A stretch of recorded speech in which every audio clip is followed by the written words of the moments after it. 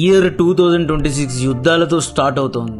ఈ year beginning నిజంగా బాగలేదు. లేటెస్ట్ ఇరాన్ అప్డేట్ ఏంటి అంటే అమెరికా తమ F-35 fifth generation fighter jets and B-52 bombers ను ఖతర్ లోని దోహా నగరంలో ఉన్న అల్ ఉదైద్ అనే ఎయిర్ బేస్ లో మోహరించింది. దీంతో పాటు refuelling air crafts, attack air crafts, war tankers ను కూడా రంగంలో దింపారు. F-35 ఫైటర్ జెట్స్ అనేవి చాలా అడ్వాన్స్డ్ స్టెల్త్ ఫీచర్స్ ఉన్నవి అండ్ ఇవి రాడార్స్ కు దొరకకుండా దాడి చేయగలవు. మొన్న వెనజులా పై దాడి చేసిన విమానాలు ఇవి. ఈ ఆర్టికల్ ఒకసారి చూడండి. B-52 బాంబర్స్ ద్వారా bombs and cruise missiles fire చేయొచ్చు. ఈ విమానం ద్వారా 500 పౌండ్లు ఉన్న 84 బాంబ్స్ ను ఒకేసారి డ్రాప్ చేయొచ్చు. మాస్ బాంబింగ్ చేయొచ్చు. B-2 బాంబర్స్ లాగా చాలా డెడ్లీ యుద్ధ విమానం ఇది. దోహాలో ఉన్న అల్ ఉదైద్ అనేది USA మిలిటరీ బేస్. 10,000 మంది US సైనికులు ఉంటారు. ఇక్కడ US సెంట్రల్ కమాండ్ అంటే సెంట్కామ్ ఉంటుంది. మిడిల్ ఈస్ట్ లోని అన్ని దేశాలపై ఇక్కడ నుండి ఆపరేషన్స్ అండ్ ప్లానింగ్స్ జరుగుతూ ఉంటాయి. ఆ రాక్షసి B-2 బాంబర్స్ ను ఎక్కడ దాచారో తెలియదు గానీ అవి ఎప్పుడు వస్తాయి అనేది చూడాలి.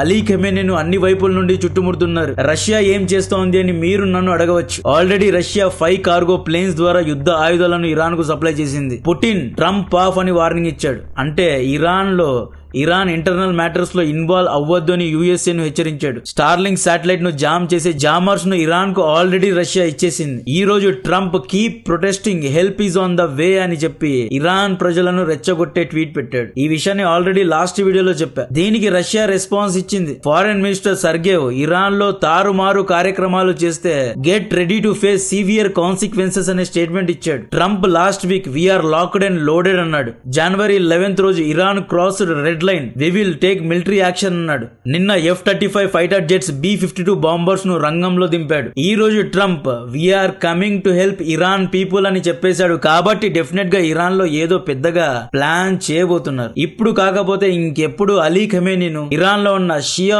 థియోక్రసీ ప్రభుత్వాన్ని దించలేము అని చెప్పి USA అన్ని విధాలా ప్రయత్నిస్తోంది. 51 years తర్వాత doomsday plane last Saturday Washington లో కనిపించింది. వాషింగ్టన్ జాయింట్ ఎయిర్ బేస్ నుండి లాస్ ఏంజలీస్ లాక్స్ ఎయిర్పోర్ట్ వరకు వెళ్తూ కనిపించింది ఈ ప్లేన్ పేరు E-4B నైట్ వాచ్. ఇంకొక పేరు డూమ్స్ డే ప్లేన్. ఈ డూమ్స్ డే ప్లేన్ 5 సినారియోస్ లో మాత్రమే కనిపిస్తుంది. 1 అణ్వాయుధ యుద్ధం వచ్చినప్పుడు, 2 ఆస్ట్రాయిడ్స్ ద్వారా భూమి నాశనమైనప్పుడు, 3 వాతావరణం మొత్తం సర్వనాశనమైనప్పుడు, 4 పాండమిక్ సమయంలో అండ్ 5 World War III లో మాత్రమే ఈ ప్లేన్ కనిపిస్తుంది. ఈ ప్లేన్ స్పెషాలిటీ ఏంటి అంటే ఈ ప్లేన్ లో American president, vice president, chief of defence staff, army staff, nuclear commanders and intelligence officers ఇలా 112 మంది ప్లేన్ లోనే కూర్చోవచ్చు. World War III లేదా న్యూక్లియర్ వార్ వచ్చినప్పుడు భూమి మీద కూర్చొని లేదా మిలిటరీ బేసెస్ లో కూర్చొని యుద్ధ ప్లానింగ్ చేయలేం కదా. శత్రువులు మిలిటరీ బేసెస్ పైన మొదటగా దాడి చేస్తారు. సో అటువంటి సమయంలో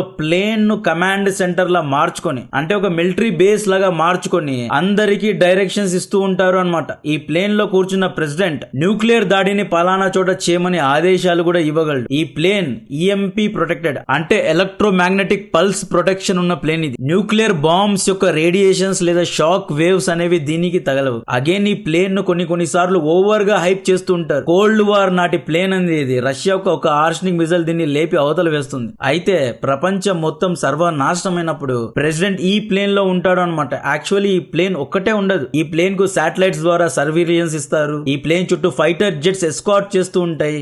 ఎనిమీ మిసైల్ ఈ ప్లేన్ వైపు ఫైర్ అయితే దీన్ని డైరెక్షన్స్ ను చేంజ్ చేస్తారు. దీన్ని రీఫ్యూల్ చేయడానికి కూడా వేరే ప్లేన్స్ కావాలి. దీని చుట్టూ జామర్స్ పెట్టి ఉంటారు. ఇది గాడ్ ప్లేన్ ఏమీ కాదు. ఇప్పుడు రష్యా, చైనా దగ్గర ఉన్న టెక్నాలజీ చూసుకుంటే డూమ్స్ డే ప్లేన్ ఏమీ కాదు. సో డూమ్స్ డే ప్లేన్ కనిపించింది అంటే ఏదో పెద్దగా జరగబోతోంది, World War III రాబోతోంది, ఇది మంచి శకునం కాదు అని చాలా మంది మాట్లాడుతున్నారు. బట్ యాక్చువల్లీ ఇప్పుడు World War III already start అయిపోయినట్లే ఉంది. ఎన్నో చోట్ల ఒకేసారి యుద్ధాలు జరుగుతున్నాయి. సౌత్ సుడాన్ లో 1,00,000 మంది చనిపోయారు. యుక్రెయిన్ లో 10 లక్షలు, రష్యాలో 5 లక్షలు. అన్అఫీషియల్లీ ఇది World War III లాగానే ఉంది. Donald Trump doomsday plane లో ఎక్కి కూర్చోవాల్సిన పరిస్థితి కూడా రావచ్చు. రష్యా ఏమని వార్నింగ్ ఇచ్చింది? గెట్ రెడీ ఫర్ కాన్సిక్వెన్సెస్ అంటోంది. అమెరికా ఎక్కడో పీస్ఫుల్ గా ఫ్రెండ్లీ నేషన్స్ మధ్యలో పెసిఫిక్ లో ఉండి ఈ రోజు ఇరాన్ పై B-52 బాంబర్స్ ద్వారా దాడి చేసి వెళ్లిపోతుంది. ఆ తర్వాత సౌదీ, UAE, ఖతార్, ఒమాన్ ఇలా నైబరింగ్ కంట్రీస్ పై ఇరాన్ దాడి చేస్తూనే ఉంటుంది. మిడిల్ ఈస్ట్ మొత్తం శ్మశానంగా మారిపోయే ప్రమాదం ఉంది.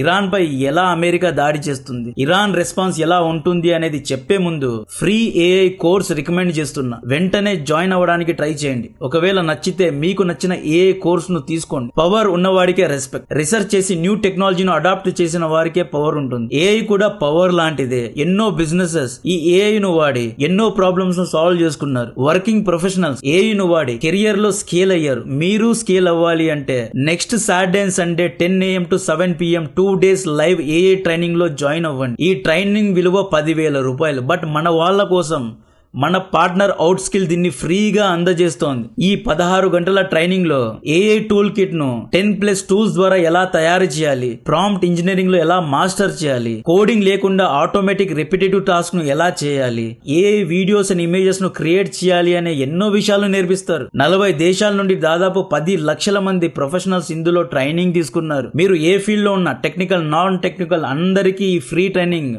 ఉపయోగపడుతుంది. మీ ఫ్యూచర్ అనేది సాలిడ్ గా ఉండాలంటే ఏఐలో అండర్స్టాండింగ్ అనేది చాలా ఇంపార్టెంట్. దీని యొక్క లింక్ ను డిస్క్రిప్షన్ లో కమెంట్ బాక్స్ లో ఇస్తున్నా, సైన్ అప్ చేసుకోండి.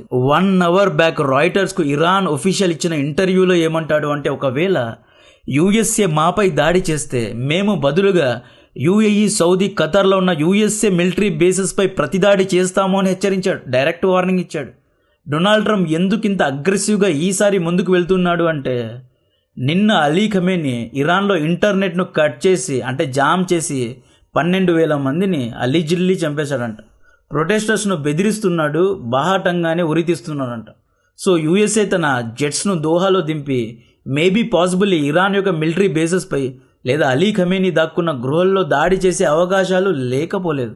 మదురోపై కూడా ట్రంప్ దాడి చేయడులే, ఊరికే బెదిరిస్తున్నాడు అనుకున్నాం, బట్ దాడి చేశాడు. 2011లో గదాఫీని కూడా సేమ్ ఇలాగే చంపారు. 2011లో కూడా సేమ్ ఇలాగే లిబియాలో ప్రజలు ప్రొటెస్ట్ చేస్తున్నారు. గదాఫీ ఎక్కడో అండర్ గ్రౌండ్ లో దాక్కున్నాడు. అమెరికన్ ఆర్మీ రంగంలో దిగింది. గదాఫీ కూడా సేమ్ అలీ ఖమేనీ లాగే ఆయిల్ ను అలా అమ్మను, ఇలా అమ్మను, డాలర్ పెట్టి అమ్మను అన్నట్లే మాట్లాడాడు. రష్యాతో క్లోజ్ అయ్యాడు. యుఎస్ఏ ఇంట్రెస్ట్ కు ప్రమాదం అని చెప్పి లిబియాలో కూకు ప్లాన్ చేసింది సిఏఏ. ఫస్ట్ యుఎస్ఏ ఆర్మీ ఏం చేసింది, లిబియా ఎయిర్ స్పేస్ లో శాటిలైట్స్ ను, సర్వేలియన్స్ డ్రోన్స్ ను, స్పై శాటిలైట్స్ ను, అవాక్స్ రాడర్ ఎయిర్ క్రాఫ్ట్స్ ను రంగంలో దింపింది. ఎయిర్ స్పేస్ మొత్తాన్ని కబ్జా చేసుకుంది. లిబియాలో ఎలుక బయటకు వచ్చినా యుఎస్ఏకు తెలిసిపోయేది. ఈ విధంగా ఎయిర్ స్పేస్ మొత్తాన్ని కబ్జా చేశారు. ఈ శాటిలైట్స్ 24/7 గదాఫీ మూవ్మెంట్స్ ను చెక్ చేశాయి. యుఎస్ఏ నుండి తప్పించుకోవడానికి గదాఫీ ఒక చోటి నుండి ఇంకొక చోటికి పారిపోతూనే ఉన్నాడు.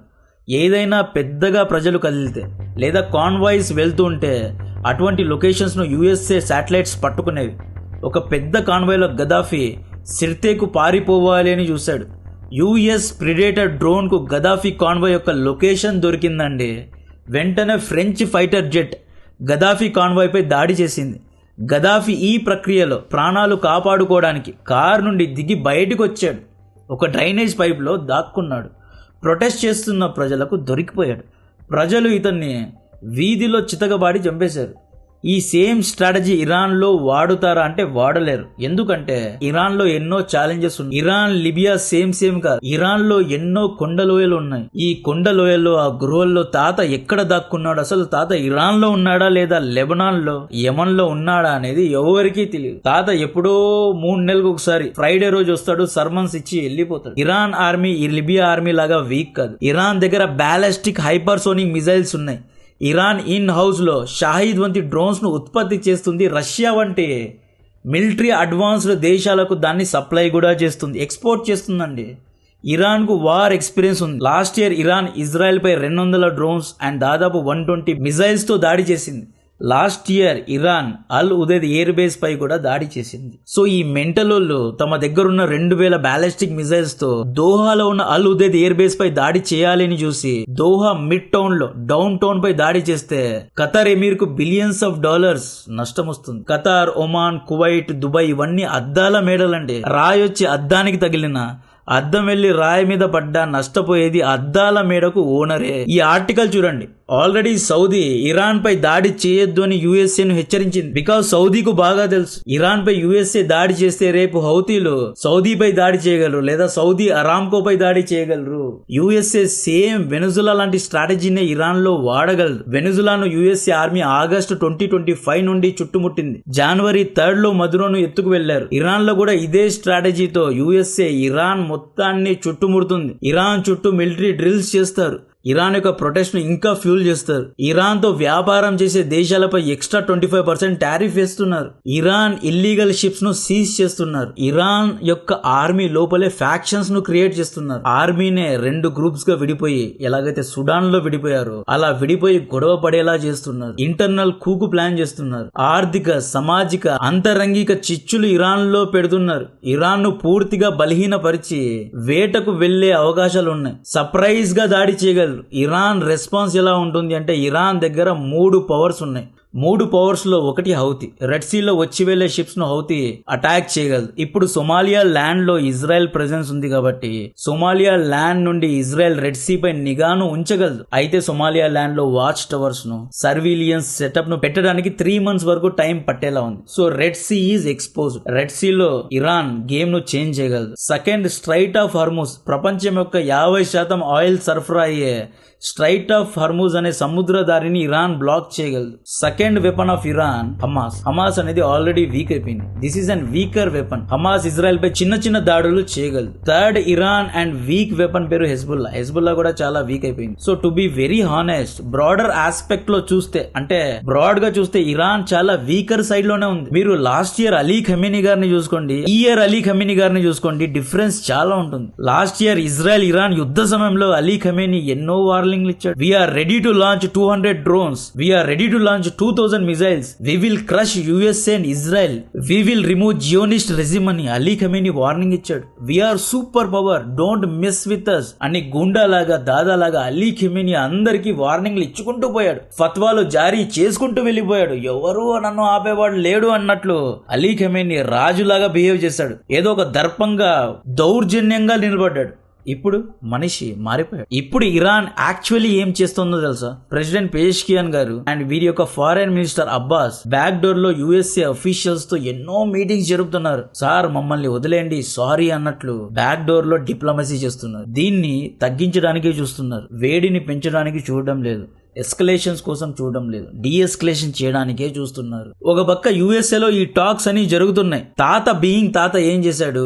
యుఎస్ఏ చర్చలు జరుగుతున్న సమయంలో ఇంటర్నెట్ కట్ చేసి 12,000 మందిని లేపేశాడు. బాహటంగానే బహిరంగంగానే ఉరి శిక్షలు వేశాడు. దీంతో ఇంకా మెంటల్ లేసిన ట్రంప్ ఇరాన్ ఒఫీషియల్స్ తో అన్ని మీటింగ్స్ ను క్యాన్సిల్ చేసి ట్వీట్ పెట్టి I will come and help Iran అంట్లో ఇంకా గట్టిగా మాట్లాడాడు. కట్ చేసి F-35 ఫైటర్ జెట్స్ దోహాలో దిగాయి. యుద్ధం యొక్క అప్డేట్ ఇది. ఒకవేళ యుఎస్ఏ ఇరాన్ పై దాడి చేస్తే నెక్స్ట్ వీడియో చేస్తా. 48 గంటల తర్వాత కూడా యుఎస్ఏ దాడి చేయలేదు అంటే, ఒకవేళ ప్రొటెస్ట్ స్లో అయింది అంటే తాత గట్టెక్కినట్లే. రష్యా చైనా తాతను కాపాడినట్లే. ఏదైనా ఇంకొక 2 days లో తెలిసిపోతుంది. ఒకవేళ ఇమ్మీడియట్ గా యుఎస్ఏ ఇరాన్ పై దాడి చేస్తే యుద్ధం అనేది నెక్స్ట్ లెవెల్ కు ఎస్కలేట్ అవుతుంది అన్నమాట. అమెరికా ఇరాన్ పై దాడి చేసే అవకాశాలు చాలా తక్కువగా ఉన్నాయి. ఎందుకంటే ద క్లయింట్ యుఎస్ఏ క్లయింట్ అయిన సౌదీ రంగంలో దిగి నువ్వు దాడి వంటివి చేయొద్దు, నీ దాడి కారణంగా ఇరాన్ మా పైన దాడి చేస్తుంది అన్నట్లు మాట్లాడారు. కాబట్టి డెఫినెట్ గా యుఎస్ఏ స్ట్రైక్ చేయదు అని నేను అనుకుంటున్నా. అయితే 2026 అనేది అన్ప్రెడిక్టబుల్ కాబట్టి ఏదైనా జరగదు. ట్రంప్ హీరోయిజం చూపించాలి అని చెప్పి ఇరాన్ పై దాడి చేస్తే ఇరాన్ ఎంత దూరానికైనా వెళ్ళొచ్చు. This may take us to World War III also. Doomsday plane లో ట్రంప్ షికార్లు కొట్టే అవకాశం కూడా ఉంది. నాకు కాంటెంట్ నచ్చితే వీడియోను లైక్ చేయండి, ఛానల్ ను సబ్స్క్రైబ్ చేసి అందరికీ షేర్ చేయండి. జై హింద్. నేను వీడియో స్టార్టింగ్ లో చెప్పినట్లు out skill 2 days live AI training కోర్సును తీసుకొచ్చింది. ఇంట్రెస్ట్ ఉన్న వాళ్ళు ఇది ఫ్రీ కోర్సే జాయిన్ అవ్వండి.